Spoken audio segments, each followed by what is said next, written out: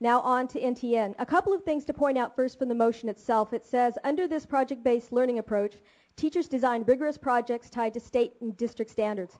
And that sounds really good except for the actual contract, and I paraphrase here. The district agrees and will direct its employees and agents to assign to NTN, upon the request of NTN, all right, title, and interest of district in any new materials. And that means that no teacher in any other high school could use projects developed at Cleveland unless we license them from NTN. I'm sure any of our possible partnerships with UW and Microsoft will be interested in that part of the contract. And this from the contract that I am sure will be of interest to the SEA. School principal will have significant autonomy from involuntary or undesirable transfers from other schools. Plus, of course, NTN gets an advisory role in picking the principal. Are you sure we're paying them? Because it sure sounds like they're in the driver's seat. Also, when staff did an NTN presentation, they were trying to contrast it with other available services. One was Edutopia, which is George Lucas's, that would be Star Wars, George Lucas's educational foundation.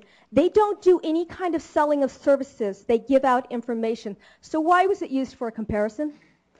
I have said at the Save Seattle Schools blog, I think STEM is a wonderful idea, but it's a big idea that needs time and resources and partnerships. Before this meeting, Secondary BOC gave a wonderful presentation about how they want to evolve. The board was very impressed. Director Martin Morris said, this is the model for how we should run projects like this. Director Patu said, you got the community in from the beginning. Contrast that with STEM. You need parents and students to believe this is a solid program, but you have little to back it up. The funding is and continues to be cobbled together.